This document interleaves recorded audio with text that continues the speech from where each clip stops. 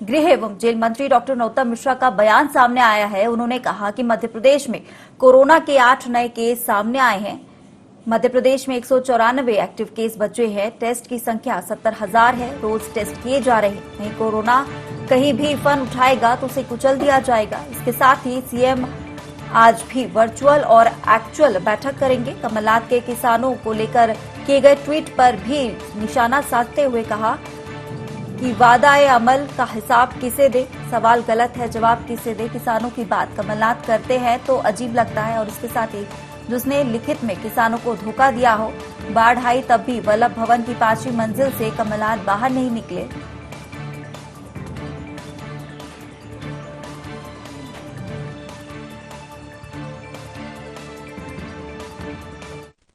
Corona के क्षेत्र में आशातीत सफलताएं हमको मिली हैं।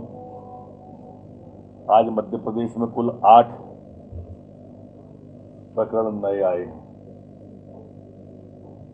27 लोग ठीक होकर अपने अपने घरों की ओर गए। मध्य प्रदेश के अंदर 194 कुल एक्टिव केस बचे हैं। रिकवरी दर हमारी 98.82%। वहीं हमारी टेस्ट की संख्या जो हमने तय की हुई है और टेस्ट की संख्या हमारी संकल्प को भी दर्शाती है। 70,000 के आसपास हम प्रतिदिन टेस्ट कर रहे हैं और पूरी कोशिश है कि कोरोना कहीं भी फन उठाए तो हम उसे कुचल दें। मुख्यमंत्री जी स्वयं समीक्षा कर रहे हैं। अभी 10:30 बजे से माननीय मुख्यमंत्री जी पुनः कोरोना की वर्चुअल और एक्चुअल दोनों स्थिति में समीक्षा करने वाले हैं। किसानों की बात जब भी कमलनाथ जी करते हैं तो मुझे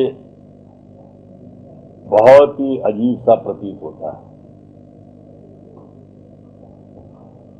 जिसने लिखित में धोखा किसान को दिया वो रिटिन में 10 दिन में 2 लाख का कर्जा माफ कर देंगे और एक का भी नहीं किया हो और वो किसानों की बात करे जो वल्लभ भवन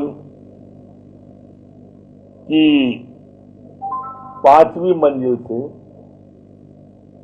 बाढ़ जब आई किसानों के लिए तब नहीं उतरे, सूखा पड़ा तो नहीं उतरे,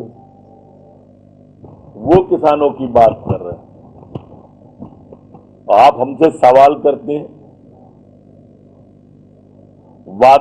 वादा-ए अमल का हिसाब किसे दें। सवाल करने वाले खुद गलत हैं, जवाब किसे दें। उनकी पार्टी का आंतरिक मामला है वैसे तो, लेकिन एक बात जरूर समझ में आई। जिस व्यक्ति ने पप्पू शब्द की उत्पत्ति की हो, जिसने कांग्रेस को मुन्नी से भी ज्यादा बदनाम कहा हो, उस व्यक्ति को कांग्रेस का प्रदेश का अध्यक्ष बनाए तो ठोको ताली तो कहना पड़ेगी कांग्रेस के लोगों से कि अब तो ठोको ताली। देखो ये क्या है कि विदेशी लोगों के द्वारा सनसनी फैलाने के लिए इस तरह का किया गया है। ये पूरी तरह से कल्पनाओं के स्वर्ग में विचरण करना है इनका विपक्षियों का। इसमें कोई तथ्य नहीं है, पूरी की पूरी तरह से आधारहीन बात है। बैठकों के दौर तो अच्छी बात है पर छोड़ेंगे एक भी बात नहीं हो। ये आप तय मान के चलना, कमलनाथ जी किसी पद को नहीं छोड़ने वाले। उपचुनाव भारतीय जनता पार्टी जीतने वाली है चारों। देखो ये तीसरी लहर का शब्द का प्रयोग जिसने भी किया हो वो अच्छा नहीं है। कौन चाहता है कि तीसरी लहर आए? हमने पहली और दूसरी लहर की पीड़ा भोगी है, उसका दंश सहा है। राजनीति करने के लिए कांग्रेस को और भी तो फोरम है ना। कैसी राजनीति करती है? तीसरी लहर का इंतजार कर रहे हैं। एक उनका नेता कब्रिस्तान में जाके मुर्दों से बात करने लगता है। कभी 1 लाख से ऊपर मौतें हो जाती हैं तो लाशों की राजनीति होती है। ये तरीका गलत है कांग्रेस का, मैं अच्छा नहीं मानता इसे। मेरे ख्याल से तो जो आज अभी आपने सवाल किया ना, कमलनाथ जी एक पद छोड़ेंगे दूसरा छोड़ेंगे, इस पर ध्यान दे देते दिग्विजय सिंह जी तो अच्छा था।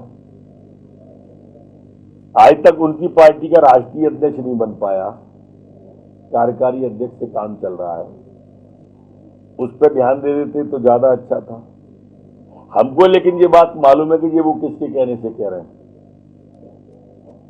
जब वो जारी करेंगे सूची तो हम ये बताएंगे कि ये किसके कहने से कह रहे हैं। देखो, मैंने कहा कि लोकतंत्र में संवाद एक सशक्त माध्यम होता है और फ्लोर हमें चर्चाओं के लिए मिला है। जनहित से जुड़े मुद्दे सकारात्मक चर्चा के माध्यम से विपक्ष को उठाना चाहिए, सरकार जवाब देने को बाध्य करना चाहिए। मेरे ख्याल से कमलनाथ जी जानते हैं कि अब कोई ऐसा बर्निंग इश्यू रह नहीं गया है, इसलिए उन्हें लगता होगा कांग्रेस ही अपने आप में बर्निंग इश्यू बनी हुई है। विद्युत व्यवस्था अच्छी कैसे हो, इस पर उनको भी ध्यान देना चाहिए, हमको भी ध्यान देना चाहिए। जहां तक समस्याओं का सवाल है तो सब चर्चा के लिए तैयार है, बैठ के समाधान होना चाहिए।